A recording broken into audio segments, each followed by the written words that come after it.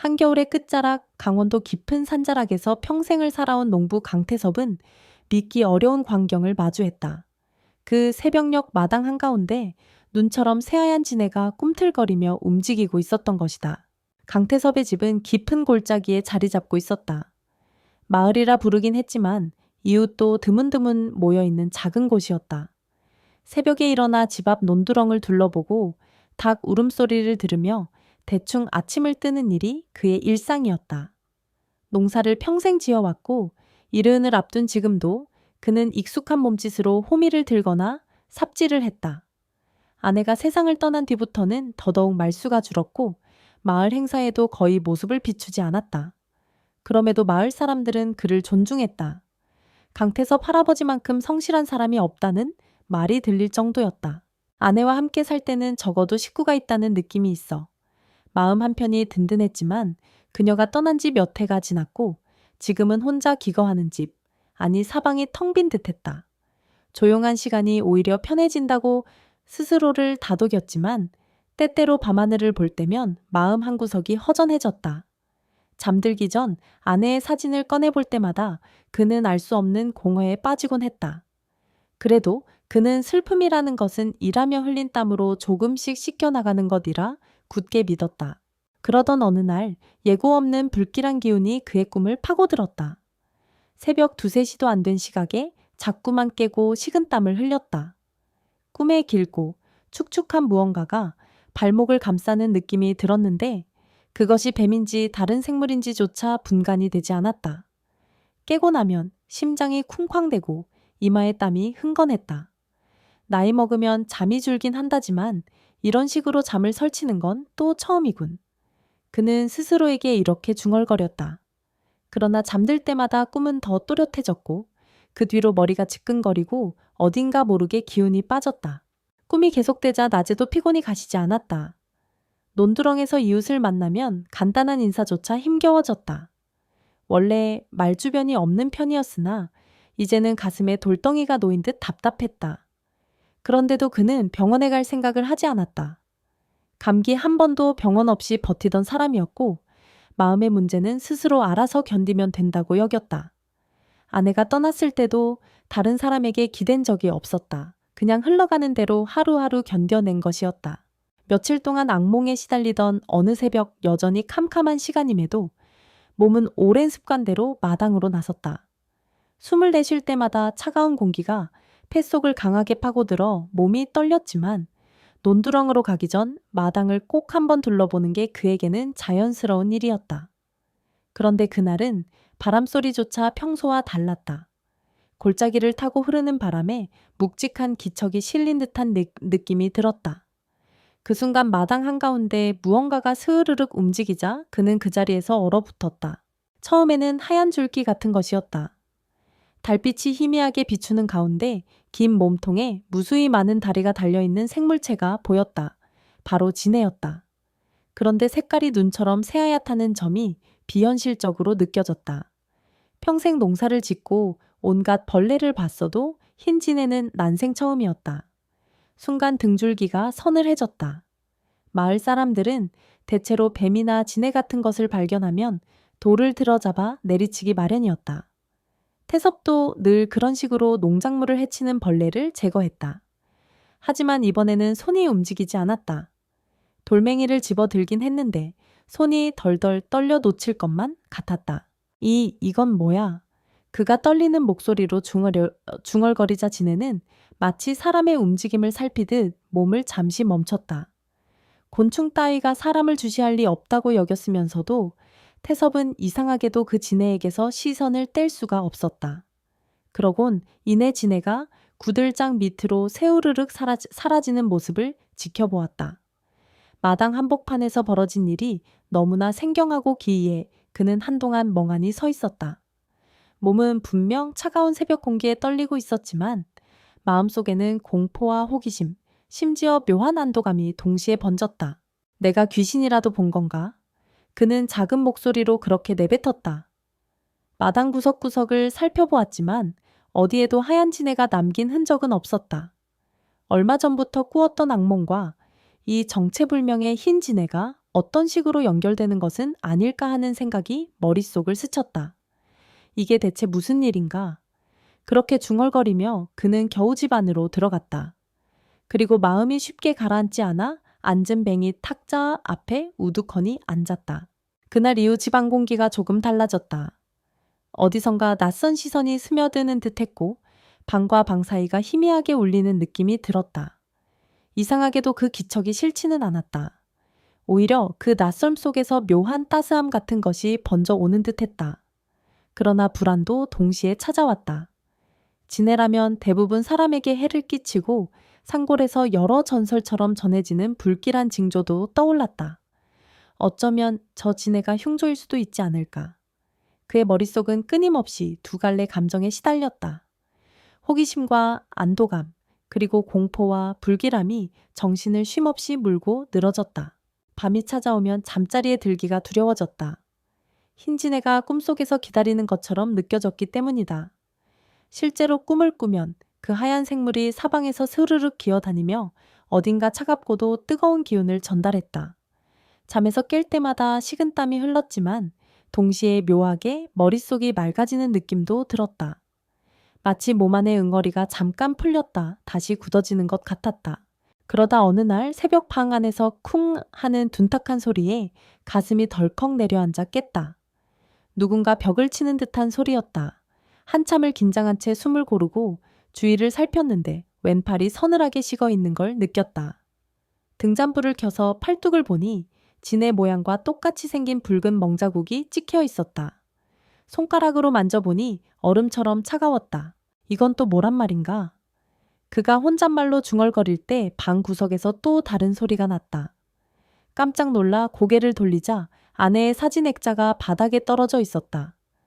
유리가 조각나 있었고 환하게 웃는 아내의 얼굴이 금이 간 틈새로 더 선명해 보였다.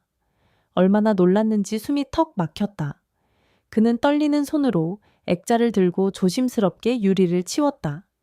그리고 한동안 아내의 사진을 뚫어지게 바라봤다. 곧 팔뚝에 새겨진 붉은 자국으로 다시 시선이 돌아갔다. 혹시 아내가 나에게 뭔가를 알리고 싶어 하는 건 아닐까? 그런 생각이 스쳐가자 더는 그대로 있을 수 없었다. 평생 미신이나 주술 같은 것은 믿지 않았지만 이 기묘한 상황에서는 무엇이라도 붙잡아야 했다. 그는 헐레벌떡 겉옷을 챙겨 입고 어둠 깔린 산길을 나섰다. 마을 뒤편에 자리 잡은 무당집에 가기 위해서였다. 1시간 넘게 구불구불한 길을 걸으며 그는 등줄기를 타고 올라오는 두려움과 싸워야 했다. 새벽인데도 무당집에는 은은한 등이 켜져 있었다. 문을 두드리자 늙은 무당이 마치 기다렸다는 듯 나오더니 묘한 표정으로 그를 맞이했다. 제대로 인사할 틈도 없이 태섭은 바삐 왼팔에 새겨진 붉은 자국을 보여주었다. 무당은 그것을 보자마자 표정이 굳어졌다. 그러더니 태섭의 손목을 단단히 쥐고 낮은 목소리로 물었다.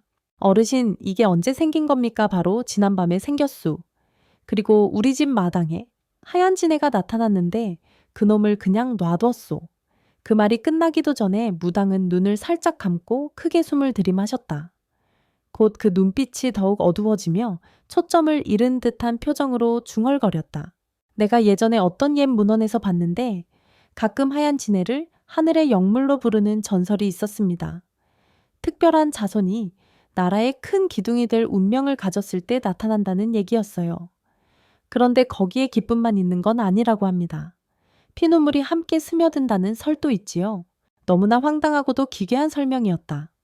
태섭은 나라의 기둥이라는 말에 실소가 나오려 했지만 무당의 심각한 표정을 보자 차마 농담처럼 대꾸할 수가 없었다.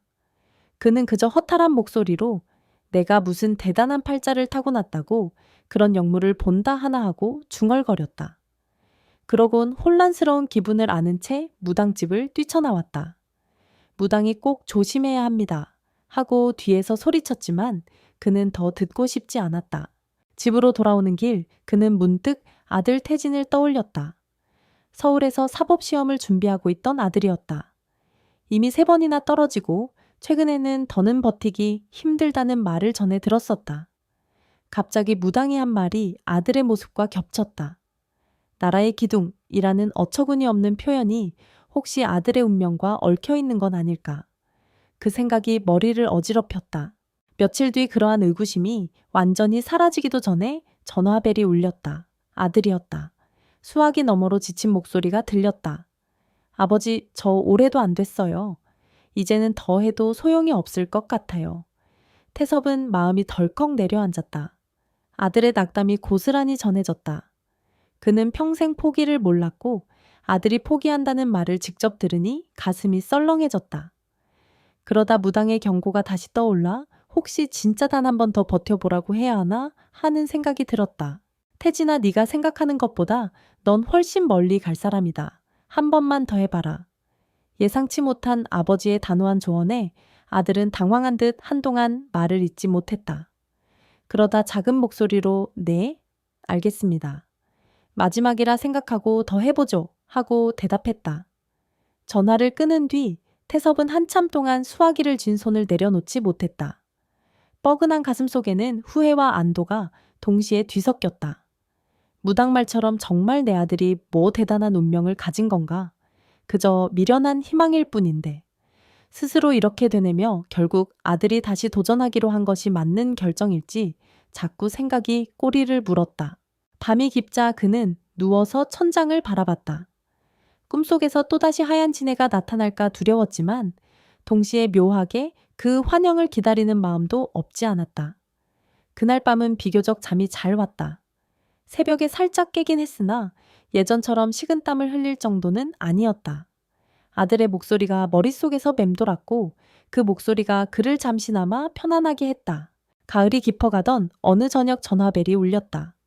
아들의 목소리는 울음 섞인 기쁨으로 가득 차 있었다. 아버지 붙었어요. 다 붙었습니다. 한순간 태섭은 뭐라 말해야 할지 몰라 마룻바닥에 그대로 주저앉았다. 순간 훌쩍거리는 소리가 새어나왔고 한참을 그래 하는 말만 반복했다. 평생 감정을 드러내지 않았던 그였지만 그 날만은 달랐다. 기쁨의 눈물이 멈추지 않았다. 눈물을 추스르고 나자 그는 마당으로 나갔다. 달빛 아래 구들장 쪽을 바라보며 작게 향을 피웠다. 그리고 또렷하지 않은 목소리로 살려줘서 고맙다 라고 중얼거렸다. 농부인 그가 살려줘서라는 표현을 입에 담는 것은 드물었지만 지금 그 순간에는 그 말밖에 떠오르지 않았다. 마치 하얀 지네가 영물이라기보다 한낱벌레에 불과하다 해도 아들의 합격이 기적으로 느껴졌기 때문이다. 무당이 말했던 피눈물 같은 불길한 경고도 잠시 잊고 싶었다. 겨울이 찾아오고 아들은 본격적으로 사법연수원에 들어갔다. 마을 사람들은 우리 마을에서 진짜 판사가 나오겠군 하며 놀라워했다. 예전에는 태섭을 별것 아니라고 여겼던 이들도 이제는 판사 아버지라고 부르며 존경심을 표했다. 취재를 나온 지역 신문 기자가 그의 집과 마당을 둘러보며 사진을 찍기도 했다. 어르신 아드님이 이렇게 어려운 시험을 통과한 비결이 뭘까요? 하는 질문에 태섭은 뜸을 들이다가 솔직히 대답했다. 글쎄요, 작년에 우리 마당에 나타난 하얀 지네를 그냥 두었는데 그게 뭔가 복을 준 게 아닌가 싶습니다. 이 말이 신문에 실리고 나자 그의 집은 어느새 기묘한 소원 성취 장소가 되었다. 사람들은 너도 나도 찾아와 구들장 앞에서 향을 피우고 기도했다. 어떤 젊은 부부는 아이를 가지지 못해 힘들었는데 여기서 빌면 소원이 이루어진다고 들었다며 찾아왔다. 그 부부가 실제로 몇 달 뒤 임신에 성공했고 그 일화가 퍼져서 더 많은 이들이 몰려들었다. 이웃 마을에서도 때로는 먼 지역에서도 복지네가 있는 집이라는 소문을 듣고 방문해왔다. 정작 태섭은 당황스러우면서도 마음 한구석이 따뜻해지는 것을 느꼈다. 한때는 텅 비어있던 마당이 이제 사람들의 소원과 기도로 북적거렸다. 처음에는 허황된 소리라고 밀어내려 했지만 방문객들이 간절한 표정으로 향을 올리는 모습을 보면 그저 고개를 끄덕일 수밖에 없었다. 사람들에게 필요한 것이 단 하나의 희망이라면 자신이 막을 이유도 없다고 생각했다. 그러던 어느 날 아들 태진이 다시 마을로 내려왔다. 그리고 8살짜리 아들 민재도 함께였다. 민재는 시골 풍경이 처음이라 감나무나 장독대를 보고도 신기해하며 이리저리 뛰어다녔다. 태섭은 그런 손자의 모습을 보니 기분이 묘하게 화사해졌다. 언젠가 자신의 농사도 이 아이에게 물려줄 날이 올까? 그러다 요즘 세상에는 그런 걸 바랄 필요도 없을까 등 복잡한 생각이 한꺼번에 스쳤다. 저녁 식사를 마치고 부자는 마루에 앉아 차를 마시며 이야기를 나눴다. 아들은 조심스러운 표정으로 물었다. 아버지, 사람들 말로는 우리 집에 나타난 하얀 지네가 정말 신령한 존재라고들 하는데 그게 다 사실인가요? 태섭은 가만히 웃었다. 지네가 무슨 힘을 부려서 너를 합격시킨 건 아니지 않겠느냐. 넌 원래도 오력했잖아. 다만 무당이 말한 운명이라는 게 어쩌면 흐르는 물처럼 때가 왔을 때 맞아떨어진 게 아닐까 싶구나. 그렇게 대답하면서도 그는 구들장 밑에 숨어 있을지 모를 하얀 지네를 살짝 의식했다. 그날 밤 마당 구석에서 사각대는 소리가 들려왔다. 태섭과 태진이 동시에 고개를 돌리니 달빛 아래로 하얀 지네가 천천히 기어가는 모습이 보였다. 민재는 놀라서 저게 뭐예요? 하며 다가가려 했지만 아버지가 붙잡았다. 지네는 마치 사람들을 확인이라도 하듯 잠시 멈춰서더니 이내 구들장 밑으로 새우르륵 들어갔다. 그 순간 태섭은 작은 목소리로 고맙다 라고 중얼거렸다. 아들은 그런 아버지의 모습을 생소해하며 가만히 지켜봤다. 이후로 주말이면 태섭의 집은 방문객으로 북적였다. 학생들은 입시 성공을 빌고 상인들은 장사가 잘 되길 바라며 자식 걱정이 많은 부모들은 가정의 평화를 기원했다. 태섭은 늘 나는 그냥 지네를 밟지 않았을 뿐이라고 말했지만 사람들의 간절함은 쉽게 식지 않았다. 오히려 세월이 흐를수록 소문은 더 번졌다. TV나 대중매체에 크게 실린 건 아니었지만 입소문만으로도 매일 찾아오는 이가 끊이지 않았다. 그 무렵 태진은 사법연수원을 마치고 판사로 임용될 예정이라는 기쁜 소식을 전했다. 마을 주민들은 한껏 들떠서 이젠 정말 대단한 가문이 되겠구먼 하고 소리를 높였다. 예전에는 농부 태섭을 별 볼 일 없다고 보던 이들도 이제는 거리에 마주칠 때마다 깍듯이 인사를 했다. 노인회장 자리도 제한되었지만 태섭은 고개를 저었다. 내가 뭘 한다고 그런 자리를 맡겠소. 그냥 밭 갈고 씨 뿌리는 일이나 하던 늙은이일 뿐이요. 그럼에도 사람들은 식지 않는 열성으로 그를 떠받들었다. 그러던 중 태진이 또 한 번 마을로 내려왔다. 이번에는 아이에게 시골을 제대로 보여주고 싶다. 는 마음으로 일주일 정도 머물겠다는 것이었다. 민재는 이미 시골에 꽤 흥미를 붙였는지 논두렁을 따라 뛰어다니며 메뚜기를 잡으려 하고 닭장 앞에서 소리를 질러 닭을 놀라게 했다. 태섭은 아이를 한동안 지켜보더니 어느 저녁 식사 뒤에 아들과 단둘이 앉아 조용히 물었다. 민재는 어떠냐? 시골 생활이 맞는 것 같니? 태진은 수저를 내려놓고 웃었다. 네 아이가 즐거워하네요. 그런데 아버지, 사실 이번에 내려온 김에 한 가지 여쭤보고 싶은 게 있어요. 태섭은 그가 뭔가 중요한 이야기를 하려 한다는 걸 직감했다. 그게 뭐냐? 그러자 아들은 잠시 고민하다가 말을 꺼냈다. 아버지도 이제 연세가 있으니 서울로 올라와 함께 지내시는 게 어떨까 하는 생각이 들었습니다. 민재도 할아버지를 곁에서 보고 싶어 하고요. 그 말에 태섭은 가슴 한구석이 묘하게 흔들렸다. 평생 살던 땅을 떠나 도시에 간다는 것은 쉬운 일이 아니었다. 이 산골, 이 논밭, 이 마당은 아내와 함께 일구고 지켰던 공간이었다. 그러나 세월이 흘러 아들은 이미 어엿한 판사가 되고 손자는 도심에 적응해 살아갈 아이였다. 태섭은 한참 생각에 잠겨 있다가 천천히 대답했다. 그래, 나도 이젠 도시로 가볼까 싶다. 몸이 점점 예전 같지 않고 언젠가는 이 집도 다른 주인을 맞이하겠지. 그 말에 태진은 안도하는 듯 고개를 끄덕였다. 민재는 할아버지, 그럼 우리 집에서 같이 사는 거예요? 하고 반가워 뛰어왔다. 태섭은 손자의 머리를 쓰다듬으며 미소 지었다. 그 순간 장독대 근처에서 바스락대는 소리가 났다. 세 사람은 동시에 고개를 돌렸다. 하지만 그 하얀 지네는 보이지 않았다. 밤이 깊어가고 태섭은 오랜만에 방에 들어와 아내의 사진을 꺼내 들었다. 그리고 작은 등잔불을 켠 채로 사진을 한참 들여다봤다. 여보, 우리 애가 판사가 된다네. 손자도 벌써 이렇게 컸어. 나도 이제 그만 서울로 올라가야겠지. 작게 중얼거리면서 사진 속 아내의 미소를 바라보았다. 예전 같으면 이 모습이 슬픔으로 번졌을 텐데 지금은 왠지 마음이 한결 편안했다. 아내도 어딘가에서 이 모습을 지켜보며 흐뭇해하지 않을까. 그런 생각이 들었다. 이튿날 아침 민재는 마당을 뛰어다니다가 또다시 할아버지 여기 있어요 하며 목소리를 높였다.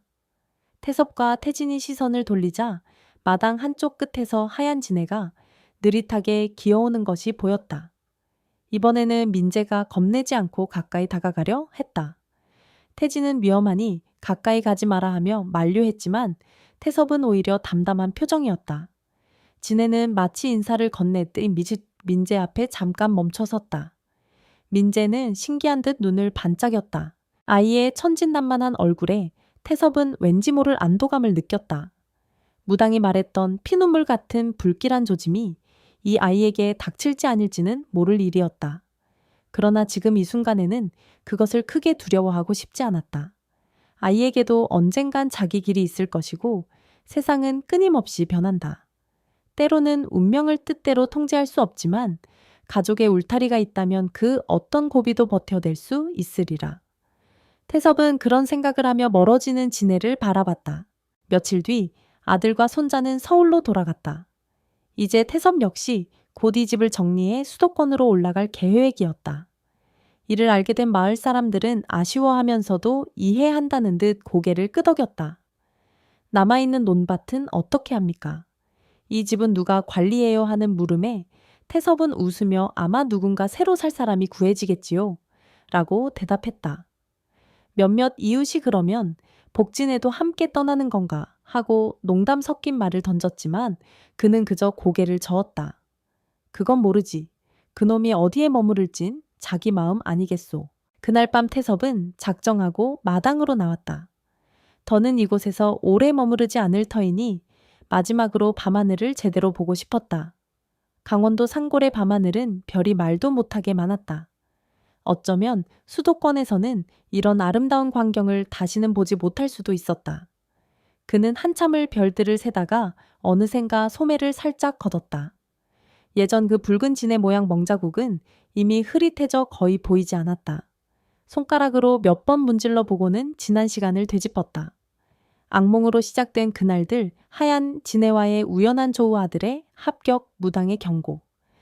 모든 것이 겹겹이 쌓여 먼 과거처럼 느껴졌다. 그래도 결국 다 잘 됐구나. 그가 작은 소리로 중얼하자 어디선가 바람이 불어왔다. 짙고 깊은 골짜기를 타고 흐르는 바람은 얼음장처럼 차가웠지만 한편으로는 미묘한 온기를 머금고 있었다. 아내가 살아있을 때부터 이 바람은 매해 겨울이면 변함없이 마당을 스쳐갔을 터였다. 그 오랜 시간 동안 그들은 변하고 아내는 떠났으며 아들은 자라 판사가 되었고 손자 민재가 이 집 마당을 뛰어다녔다. 새벽이 되자 그는 마지막 인사를 하듯 구들장 밑에 향을 피웠다. 그리고 고개를 숙여 작은 기도를 올렸다. 살려줘서 고맙다. 지네가 정말 영물이든 아니든 자신에게 다가온 이 기적 같은 변화를 그는 결코 부정하고 싶지 않았다. 수많은 소원을 빌어갔던 사람들의 바람과 그중 몇몇이 실제로 이뤄진 작은 기적들, 그리고 자기 아들의 성공이 함께 떠올랐다. 며칠 후 날이 밝자마자 태섭은 서울로 올라갈 짐을 채 실었다. 오래된 살림살이가 몇 단 되어 생각보다 간단했다. 마을 이웃들이 하나둘 모여 그의 이사를 도왔다. 그들은 건강하세요. 도시 생활 잘 적응하시고요. 라며 송별 인사를 건넸다. 태섭은 허리를 굽혀 감사의 뜻을 표했다. 아무리 무뚝뚝한 성격이라 해도 이 마을은 그의 뿌리이자 삶의 전부였다. 떠날 때가 다가오니 마음이 이상하게 먹먹했다. 아버지 준비 다 되셨나요? 아들이 서울에서 차를 몰고 내려와 있었다. 태섭은 대문 앞에서 집 안쪽을 다시 한번 둘러봤다. 허름한 기와지붕, 아내가 생전에 정성껏 가꾸던 텃밭, 그리고 그가 손수 고쳐놓은 마루까지. 그 모든 것이 시선에 들어왔다. 눈물이 나려는 걸 애써 참으며 그는 천천히 현관문을 닫았다. 이삿짐차가 마당에서 빠져나가려 할 때 민재가 갑자기 창문을 열어젖히며 외쳤다. 할아버지 저기 봐요. 저 멀리 구들장 근처에서 하얀 무언가가 스르륵 움직이는 것이 보였다. 너무 멀어 자세히 보이지 않았지만 아마도 그 하얀 지네일 터였다. 태섭은 가슴이 덜컥 내려앉는 기분이 들었다. 너도 잘 지내라.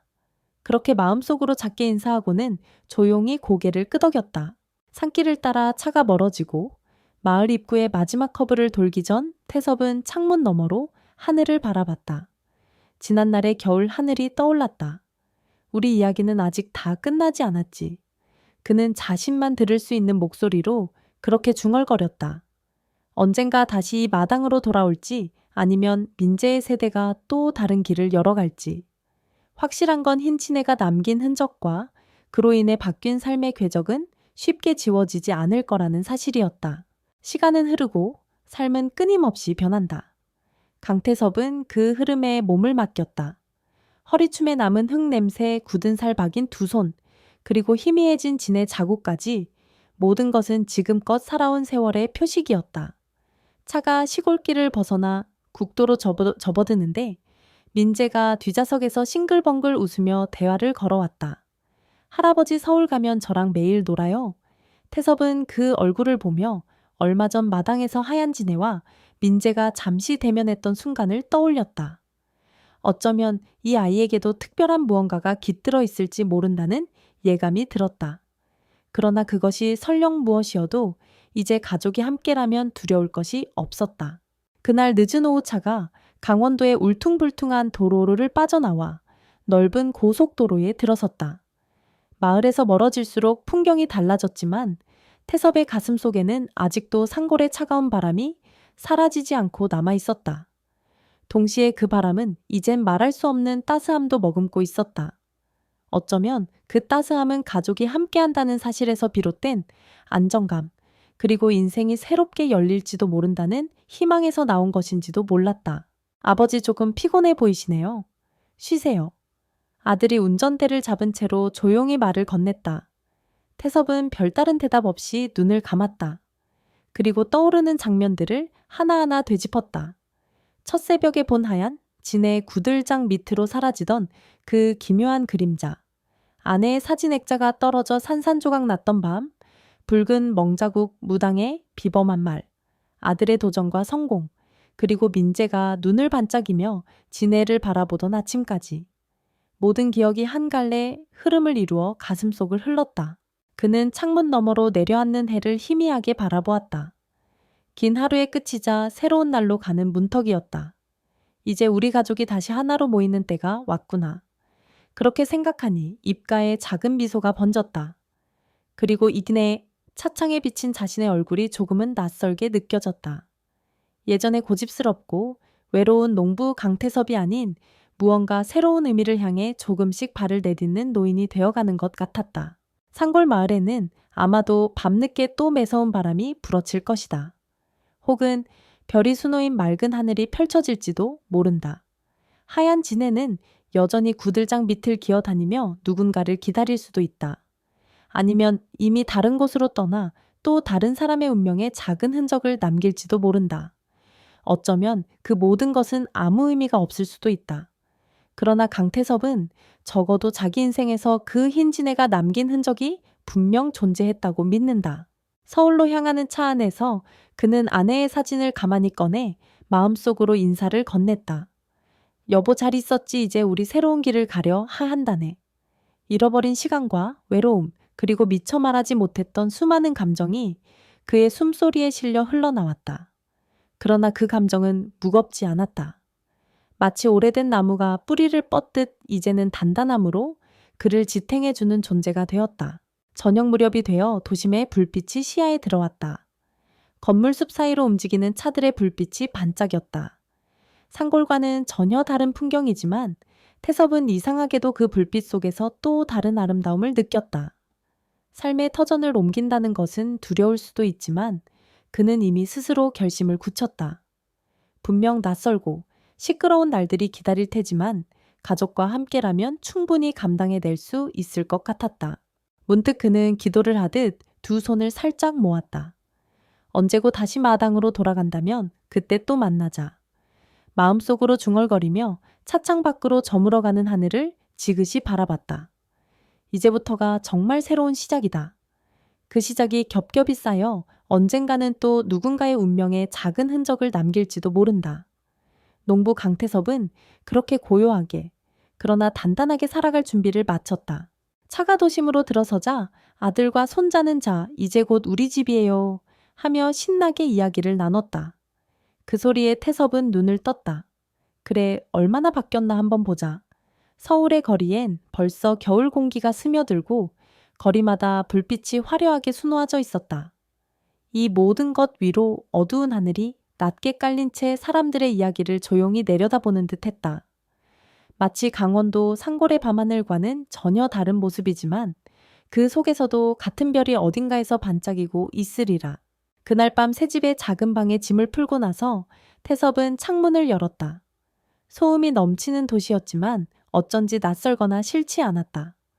별이 잘 보이지는 않았지만 어렴풋이 달이 떠 있는 게 보였다. 여기도 달빛이 있구나. 그는 미소를 지었다. 그리고 아주 조용한 목소리로 말을 이었다. 어디에 있든 달은 같은 달이겠지. 바깥의 자동차 소리가 윙윙 귀를 자극했다. 그래도 태섭은 온기가 깃든 이 방 아들이 준비해준 침대 그리고 옆방에서 들려오는 손자의 웃음소리와 함께 잠들 준비를 하려 했다. 무엇보다 더는 마당의 어둠을 두려워할 이유가 없다는 사실이 그에게 새로운 용기를 주었다. 지네의 존재는 결국 삶의 이면을 깨닫게 해주는 단서였을지도 모른다. 때론 무서움과 경외 그리고 희망이 동시에 찾아오지만 그 모든 감정이 합해져 인생은 완성된다. 그렇게 또 한 계절이 흘렀다. 겨울바람이 도시에 찾아들면서 거리에는 바삐 오가는 사람들의 온갖 사연이 뒤섞였다. 태섭은 서울 생활에 점차 적응해 갔다. 손자 민재와 함께 주말마다 공원에 산책을 나가기도 했고 아들과 며느리가 퇴근하면 저녁 식사를 차려두었다. 가끔씩 아내의 사진을 꺼내보면 그녀가 이런 풍경을 함께 보지 못한다는 아쉬움이 몰려왔지만 그 아쉬움은 어느덧 감사에 가까웠다. 지금이라도 서로의 자리에서 평온하길 바라는 마음이었다. 언젠가 민재가 물었다. 할아버지 그 하얀 벌레는 지금도 시골집에 있을까요? 태섭은 무심한 듯 대답했다. 글쎄 어디로 갔을진 나도 잘 모르겠구나. 다만 걔 덕분에 많은 일이 달라진 건 사실이지. 아이는 고개를 갸웃거리면서도 할아버지의 말 속에 담긴 무언가를 본능적으로 느끼는 듯했다. 그날 밤 민재는 꿈속에서 하얀 지네를 보았다는 이야기를 아침에 해주었다. 태섭은 그저 웃으며 그렇구나 라고만 했다. 그 후로도 계절은 몇 번 바뀌었고 태섭은 점차 도시 생활에 안정을 찾아갔다. 가끔 시골집에 대한 소식이 들려왔다. 새로운 주인이 들어와 집을 수리했고 마당을 예쁘게 꾸며놓았다고 했다. 복지네를 본 적이 있느냐는 질문에는 아직까진 모르겠다 라고 답했단다. 그러면서 마을 사람들은 여전히 그 하얀 지네가 누구에게 복을 줄지 몰라요 하며 기대 섞인 미소를 지었다고 한다. 언젠가 태섭은 휴일을 맞아 가족들과 함께 시골집을 찾았다. 새 주인은 그들을 반갑게 맞이했다. 집은 많이 바뀌어 있었다. 벽을 새로 칠했고 마루는 넓게 확장해 놓았다. 하지만 논밭의 풍경과 상이슬글 타고 흐르는 바람은 예전 그대로였다. 민재는 익숙한 듯 마당 이곳저곳을 뛰어다녔지만 하얀 지네는 보이지 않았다. 태섭은 그곳에 잠시 서서 구들장 쪽에 시선을 두었다. 이제는 부서져 새로 깔아놓은 듯 했지만 그 자리에는 여전히 옛 기억이 어려 있었다. 나도 여기서 많은 시간을 보냈지. 그가 작게 읊조리자 옆에서 태진이 아버지의 어깨에 손을 올렸다. 아버지 감사합니다. 그리고 이제부터도 잘 부탁드려요. 태섭은 말없이 고개를 끄덕였다. 가족이 함께라면 어디에서든 길을 찾아갈 수 있을 것 같은 확신이 마음속에 차올랐다. 집으로 돌아오는 길 민재는 창문 밖으로 논밭과 산새를 내다보며 연신 감탄했다. 할아버지 여기 진짜 좋아요. 우와, 저기 저 산 봐요. 아직도 나무들이 푸른 기운을 머금고 있었다. 태섭은 뒷좌석에 앉아 아이의 작은 손이 창문을 두드리는 소리를 들으며 미소를 지었다. 한때는 이 마을과 논밭이 그의 전부였지만 이제는 또 다른 이야기가 펼쳐질 시기가 왔음을 느꼈다. 시간이 흐르고 사람의 삶도 끊임없이 변하지만 어떤 순간들은 결코 잊히지 않는다. 하얀 지네가 남긴 자취는 태섭의 생에서 하나의 표식이 되었다.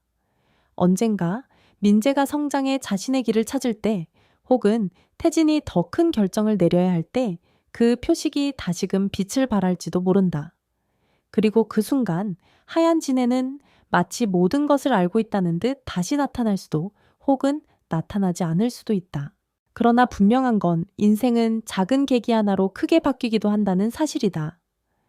태섭이 꾼 악몽 새벽녘에 본 하얀 진해, 그리고 무당의 이야기가 아들과 손자에게 어떻게 흘러가든 그는 그것을 두려워하지 않는다. 언젠가 피눈물 같은 아픔이 다시 오더라도 가족이 함께라면 극복할 길이 있으리라는 믿음을 품게 되었기 때문이다. 그리고 그 믿음이야말로 오래도록 홀로 견뎌왔던 농부 강태섭의 마음을 결국 변화시켰다. 세상을 등지고 살던 노인이 도시로 나와 가족과 함께하는 길을 선택했고, 그 속에서 이전에는 상상도 못했던 따뜻함을 누리고 있다. 이는 어쩌면 단지 지나가는 운명의 장난이 아니라 삶을 바라보는 그의 시선이 달라졌기 때문일 것이다. 어쩌면 이 이야기는 여기서 끝이 아닐 수도 있다. 민재가 자라 어떠한 결심을 하게 될 때, 혹은 태진이 법정에서 새로운 정의를 실현할 순간마다 하얀 진해의 이야기와 함께 이어질 또 다른 운명이 준비되어 있을지 누가 알겠는가. 삶은 결코 단절되지 않고 한 세대에서 다음 세대로 가닥을 뻗어나간다. 강태섭은 그것을 묵묵히 지켜볼 것이다. 그리고 어느 날 그가 다시 시골집 마당을 찾아갔을 때 구들장 밑에서 하얀 몸이 살짝 스쳐 지나가는 광경을 볼지도 모른다. 마지막으로 그는 아침 해가 떠오르기 전 창가에 서서 달빛의 잔영을 바라본다. 고맙다 하얀 진해야. 아침이 되면 사람들은 각자 일터로 가고 아이들은 학교로 간다. 도시의 불빛이 꺼지고 다시 켜지는 이 흐름 속에서도 태섭의 마음속에는 늘 그 하얀 생물의 흔적이 아련하게 살아있다. 이미 지나간 겨울밤의 환영 같지만 동시에 아주 현실적인 힘을 갖고 있는 존재. 그것이 그에게 새로운 희망을 선사했고 가족들을 잇는 다리가 되어 주었다. 어느새 새벽이 밝아오기 시작한다. 창밖으로 동이 트는 기운이 감돌며 차가운 새벽 공기가 방 안으로 들어온다. 태섭은 창문을 닫고 한숨 돌린 뒤 다시 이불로 돌아간다. 그 순간 문득 귀가 간지럽듯 알 수 없는 속삭임이 들리는 기분이 든다. 그러나 그는 겁내지 않는다. 차분히 눈을 감고 아내의 사진이 있는 쪽으로 몸을 돌린다. 이제 운명이 어떠한 불가사의를 보여줘도 그는 묵묵히 받아들일 준비가 되어 있다. 하얀 진해의 존재가 그렇듯 인생도 깊은 밤을 헤치며 언제든 불현듯 나타났다 스르륵 사라질 수 있으니까. 그리고 그것이야말로 사람과 세상을 움직이는 또 다른 법칙일지도 모른다. 차가운 공기와 함께 아침이 온다.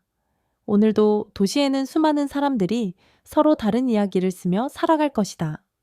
그 중에는 농부의 아들이자 이제는 판사가 된 태진도 다음 세대를 준비하는 민재도 있다. 그리고 저 먼 산골 어딘가 새로운 주인이 바꿔놓은 마당 구들장 아래에는 하얀 진해가 아직도 있을지 모른다. 그 생물은 언젠가 또 누군가의 꿈을 파고들어 새로운 인생의 서막을 열어줄지도 모른다. 마치 누군가가 어두운 밤을 지나야만 다음 날의 빛을 볼 수 있는 것처럼 어느 시점에서건 이야기는 끊임없이 이어진다. 그날 새벽 한겨울의 마당에서 흰 진해와 눈을 마주쳤던 농부의 놀라움이 결국 한 가족의 운명을 움직였다. 그 움직임은 멈추지 않는다. 삶은 계속되고 세대가 지나도 사람의 마음속에는 작은 전설과 믿음이 새겨진다. 강태섭은 그 사실을 전보다 더 깊이 알게 되었다. 그리고 그것이 그가 얻은 가장 큰 선물이자 그가 끝내 지켜낸 희망이었다.